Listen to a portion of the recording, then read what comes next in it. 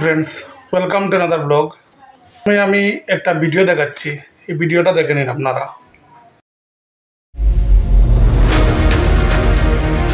हमारे माननीय प्रधानमंत्री श्री नरेंद्र मोदी जी के गतिशील नेतृत्व में देश के राष्ट्रीय राजमार्ग नेटवर्क में अभूतपूर्व वृद्धि हुई है, जिसने देश की तस्वीर ही बदल दी है। असम और पूरे पूर्वोत्तर राज्यों को भी इसका लाभ मिला है। 2014 तक यहाँ सिर्फ 10,000 किलोमीटर नेशनल हाईवे हुआ करते थे। पिछले 10 वर्षों में ही हमने 6,000 किलोमीटर के नए नेशनल हाईवे बनाए हैं।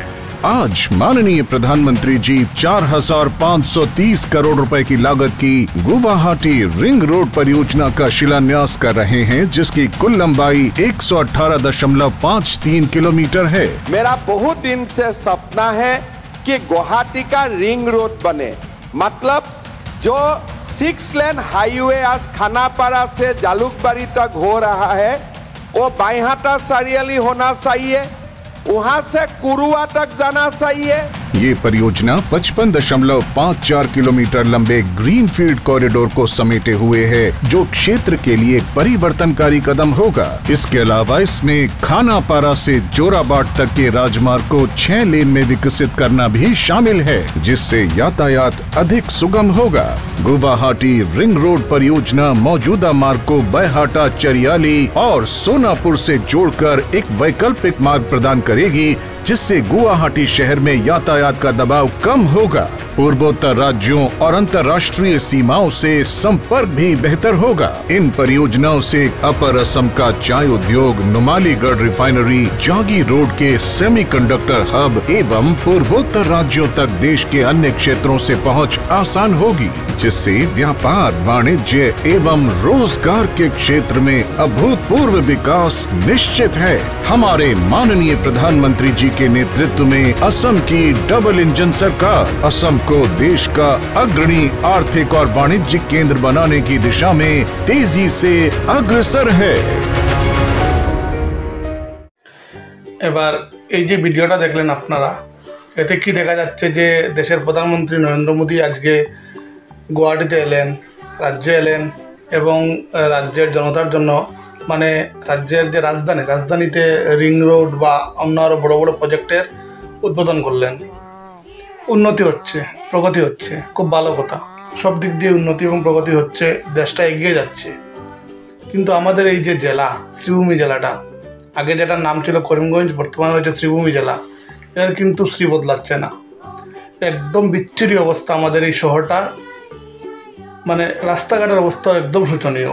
যে জায়গায় ভেঙে যায় সেই জায়গাটা আর যে বাঙ্গাটা যে একটু জোড়া লাগানো সেটা হয়ই না, সেদিকে কারোর নজরই নেই।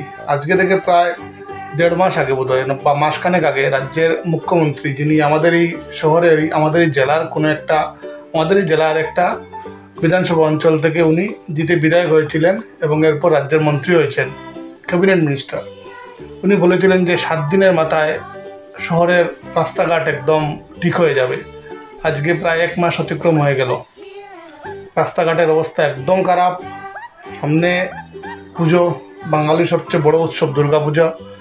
তারপর আজকে আমি একজন মানুষের সাথে কথা বলছিলাম এই ব্যাপার নিয়ে। উনি বললেন কি যে বৃষ্টির জন্য নাকি রাস্তার কাজটা ঠিকঠাক এগোতে পারছে না, রাস্তার কাজ হচ্ছে না।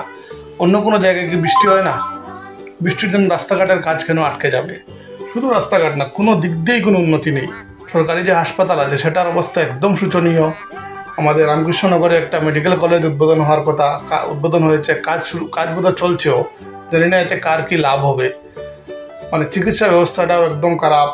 বা রাজ্যের বা জেলার এই যে ইউথরা যারা সরকারি চাকরি পাচ্ছে, বেকার বলছি না, ইউথরা সরকারি চাকরি যারা পাচ্ছে না, তাদের জন্য বেসরকারি কোনো কিছুই নেই। যারা বেকার এদের জন্য কোনো ধরনের কোনো কর্মসংস্থানের কোনো ব্যবস্থা নেই, কেউ কোনো দিকে কোনো নজরই দিচ্ছে না। একদম বিচ্ছিরি অবস্থায় চলছে আমাদের এই জেলাটা। আমি বিগত 30-35 বছর ধরে যেরকম দেখছি শহরটাকে, সেই একই অবস্থায় দেখছি।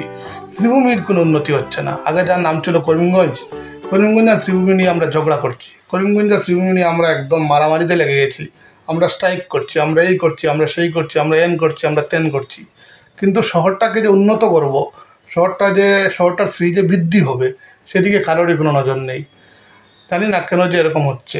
আমাদের এই যে প্রতিনিধিরা, জনপ্রতিনিধিরা, এরা খারাপ না আমরা খারাপ? কারা খারাপ বুঝতে পারি না। আমাদের ভাগ্যটা খারাপ না ওদের ভাগ্যটা খারাপ সেটা বোঝা যাচ্ছে না। কি যে আমি বুঝতে পারি না। জানি না কী হবে।